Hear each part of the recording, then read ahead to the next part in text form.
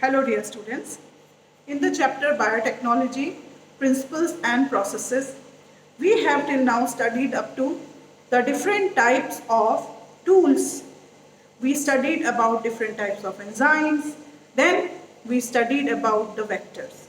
Now, when the recombinant are made, then how do we make the host competent so that whatever recombinants are produced, they are accepted by the host? The main vectors, as we studied in previous lecture, are the plasmids, and plasmids are the parts of bacteria. So generally the bacteria have to be made competent. So let us see. The first method is called as a chemical treatment method, where treating the host, mainly bacteria, because we are dealing with plasmids, with specific concentration of divalent cations, that is calcium or sometimes magnesium, which increases the efficiency to make DNA enter through the wall of the host. This is first chemical treatment. Then after that there may be another treatment. This is the chemical treatment. Second is the heat shock method.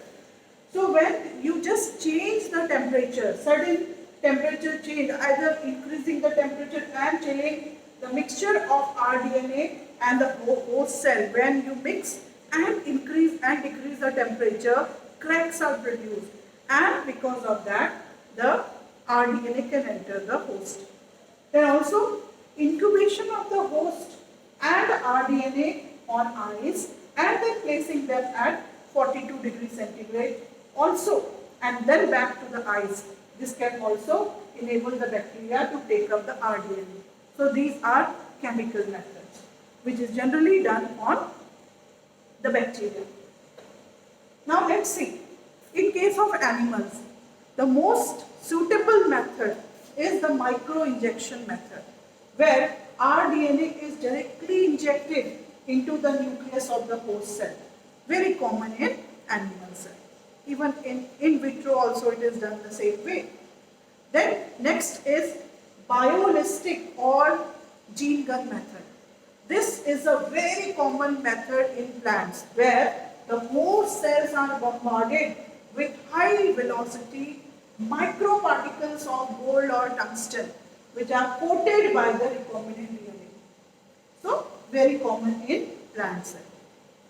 Also in previous lecture we discussed about the viruses.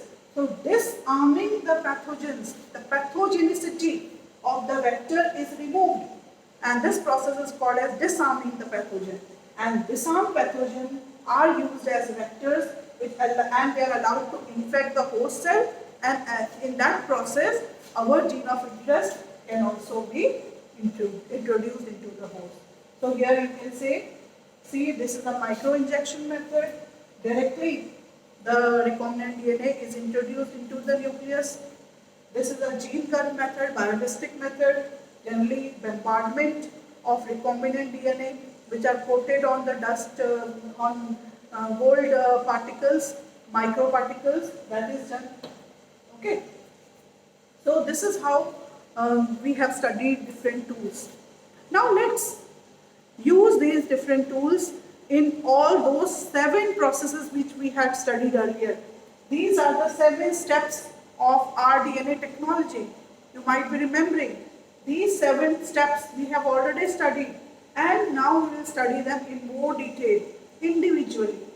First one is isolation of genetic material, where DNA is obtained, DNA of interest, foreign DNA.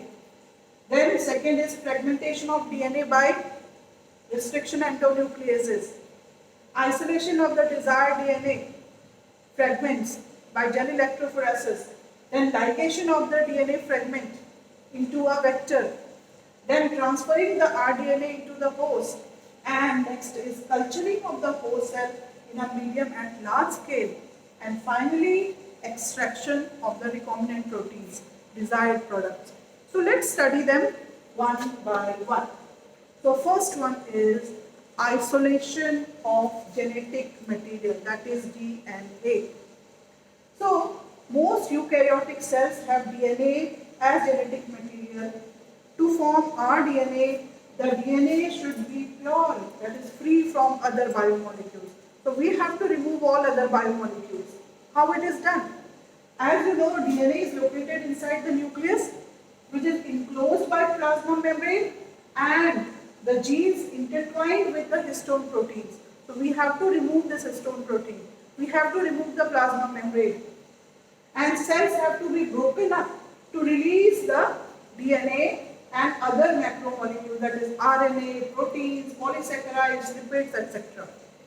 So what is done? Cells are lysed first by lytic enzymes. There are different lytic enzymes, like lysozyme for bacteria, cellulase for the plant cell, and chitinase for the fungus. They are basically helping in removing the cell wall.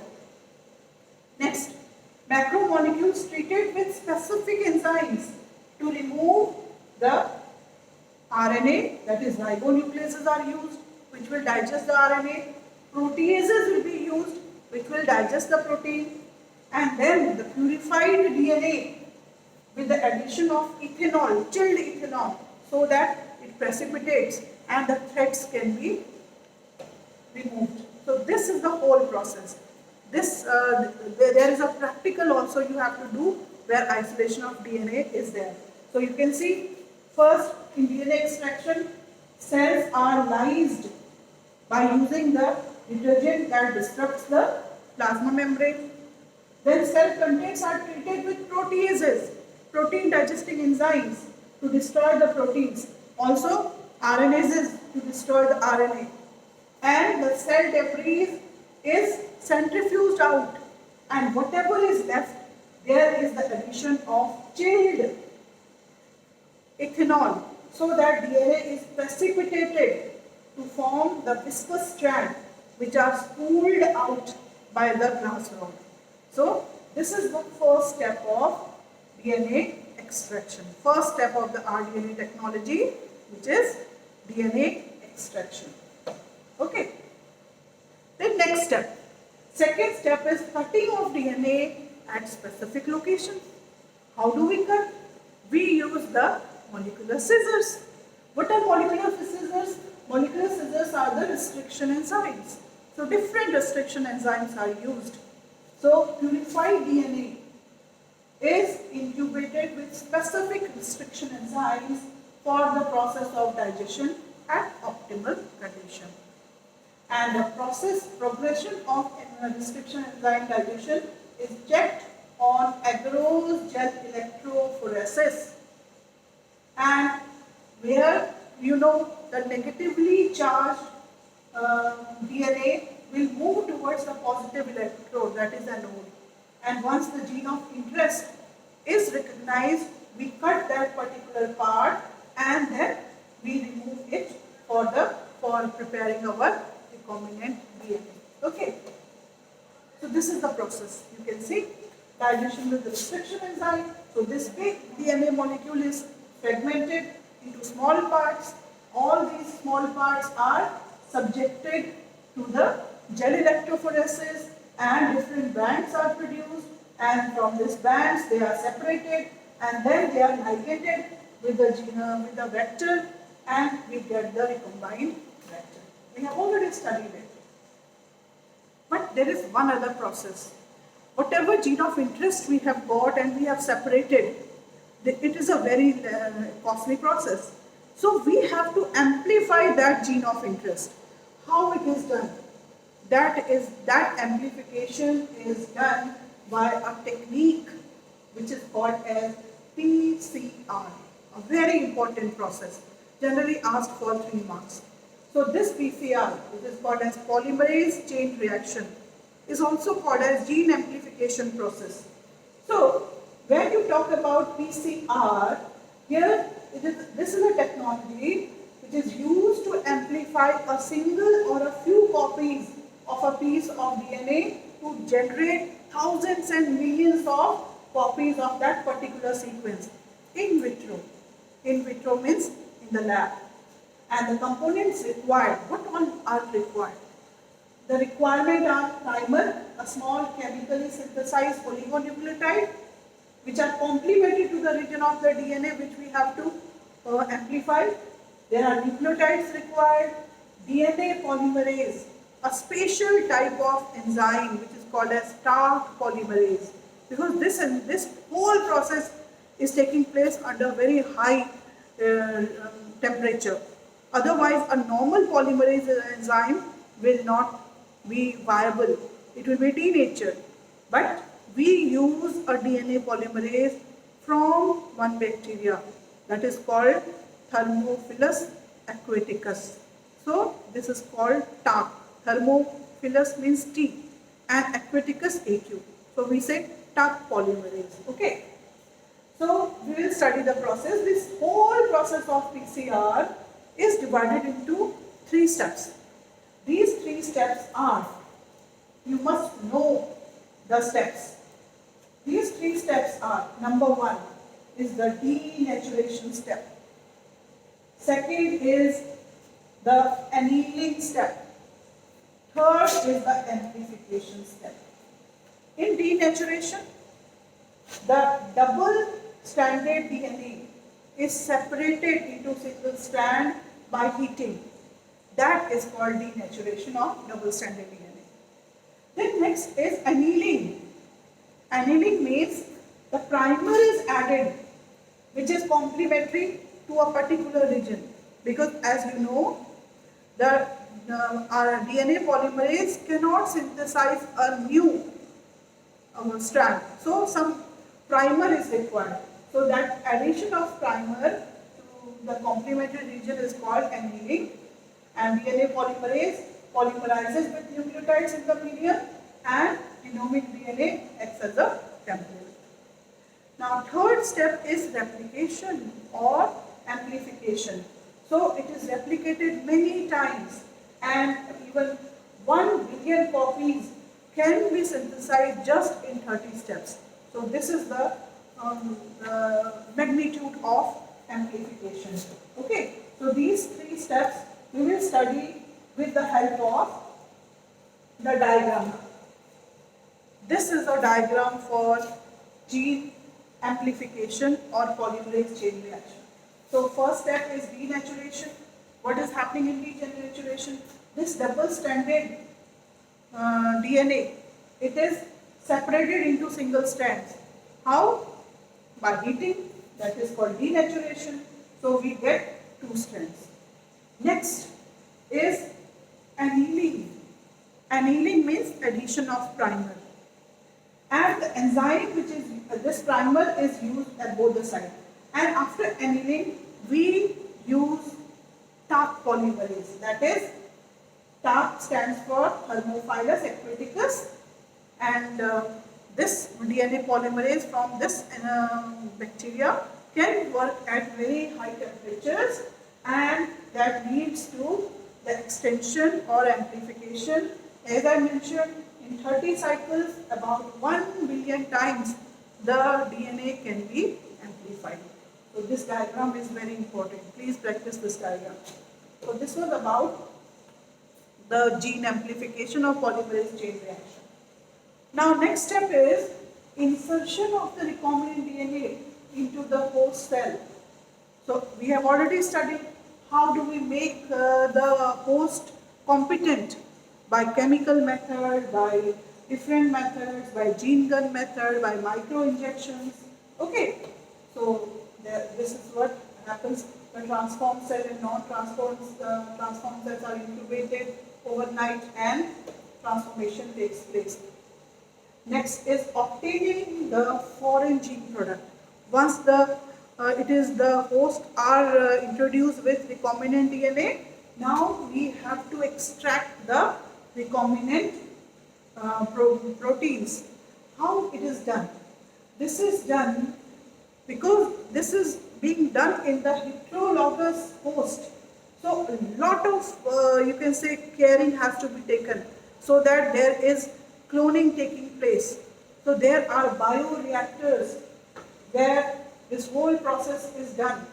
So in large scale cells can be cultured in continuous culture system. Large bioreactors are used And these bioreactors may be between 100 to 1000 liters where proper conditions are maintained.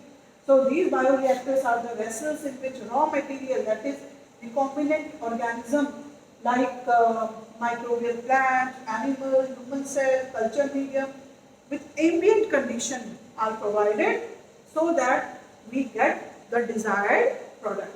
So optimal growth is achieved with growth condition, that is temperature, pH, substrate, salt, vitamins and oxygen.